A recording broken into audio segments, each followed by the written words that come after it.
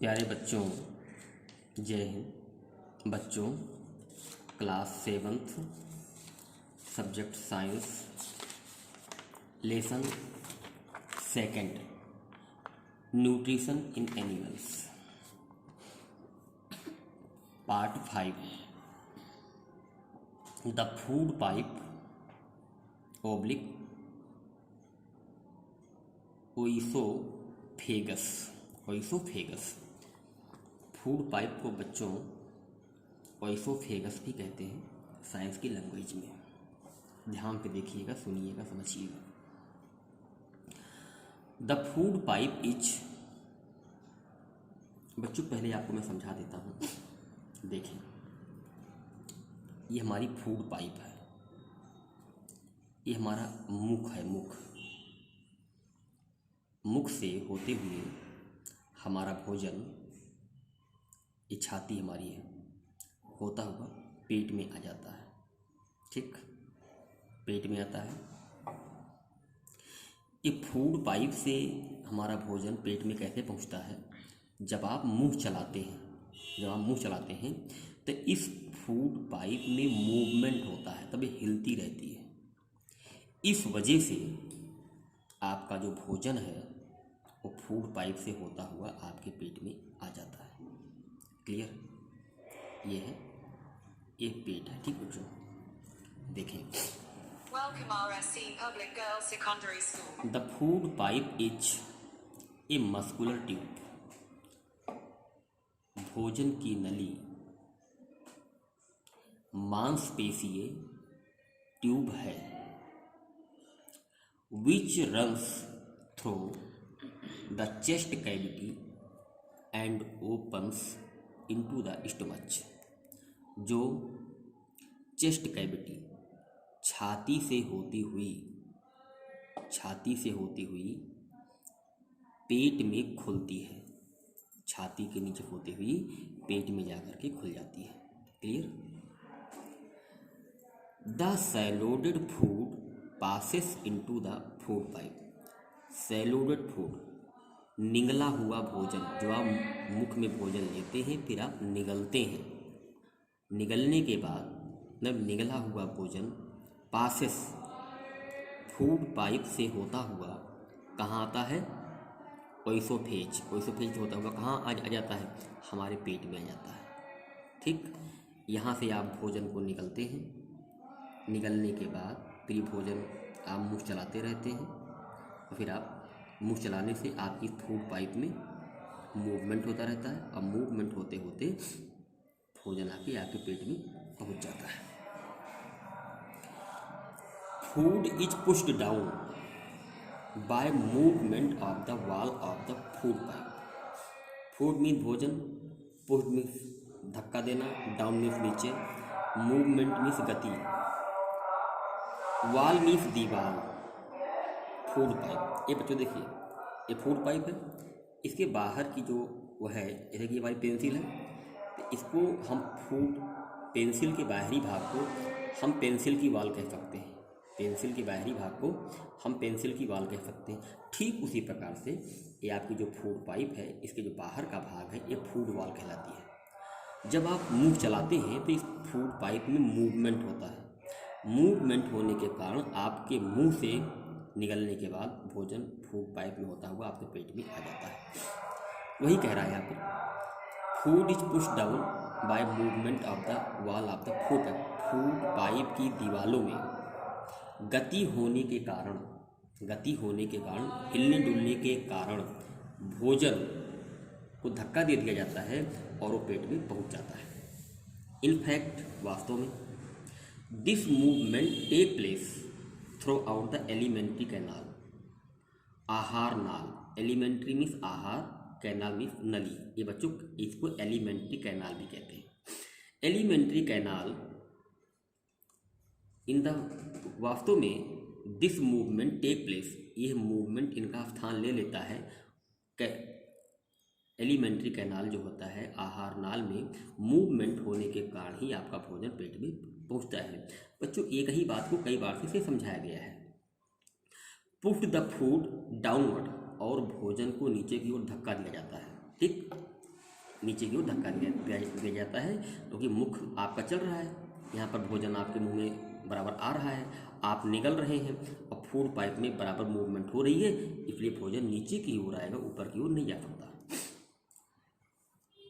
Sometime the food, कभी कभी भोजन be eat is not accepted by our stomach, कभी कभी ऐसा होता है कि जो भोजन हम खाते हैं हमारा पेट उसे स्वीकार नहीं करता है, एंड इज वोमिटेड आउट, और हमें पलटी हो जाती है और हमारा भोजन बाहर आ जाता है, मुख के द्वारा हमारा भोजन बाहर आ जाता है।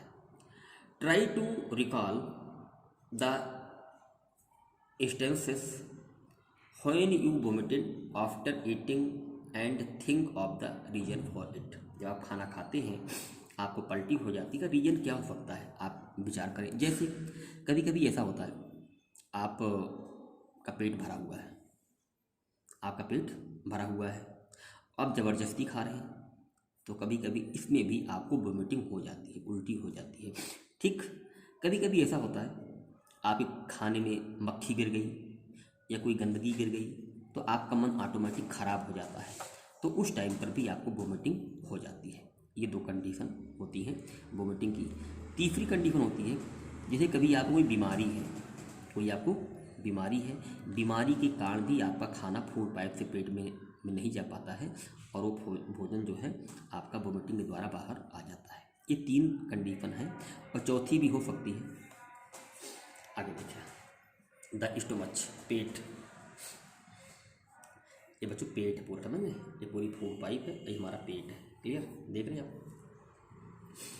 द स्टोमच, पेट, the stomach is thick walled bag, पेट जो हमारा होता है ये बैग की तरह होता है, इसकी जो बाहर की जो भाग होता है मोटी होती है, इसकी जो दीवारें होती है मोटी होती है, चमड़ी मोटी होती है, हल्की नहीं होती।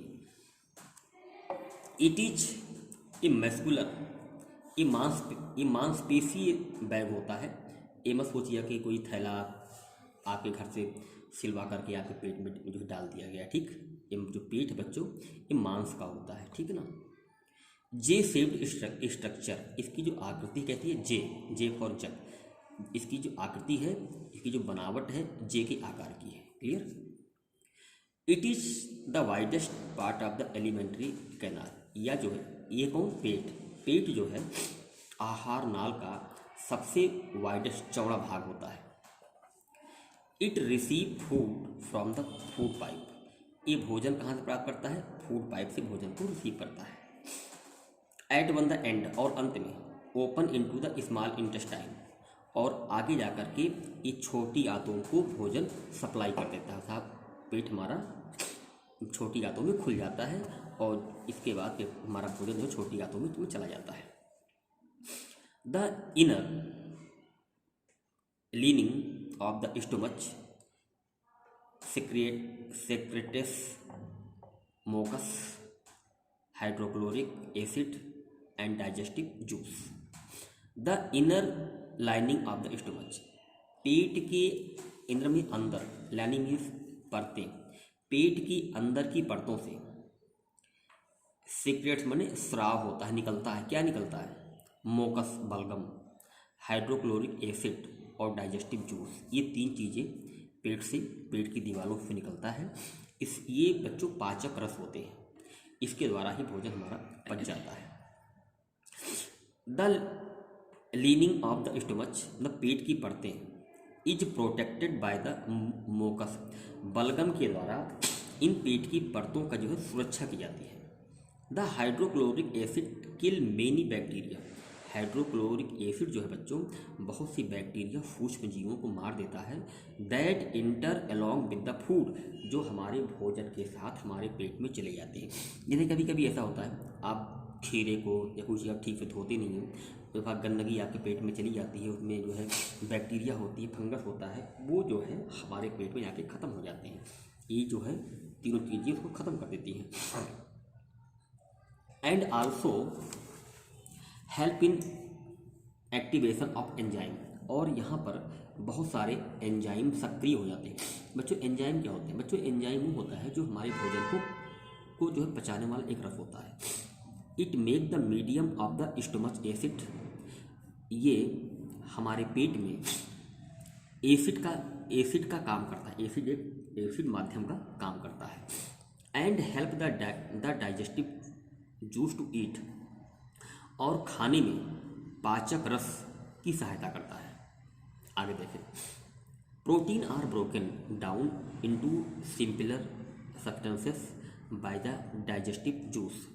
तो प्रोटीन जो आप खाते हैं, आपके भोजन में जो प्रोटीन होता है उसे बच्चों को आसानी से पचता नहीं है।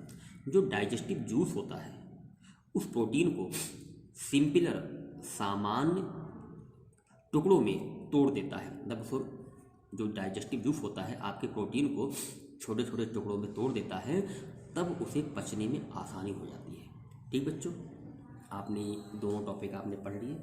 ठीक बच्चों, इसको बाद अच्छी तरह फिर आप देखिएगा, सुनिएगा, समझ जरूर आएगा और पिछला भी रिवीजन कर लीजिएगा। जय हिंद।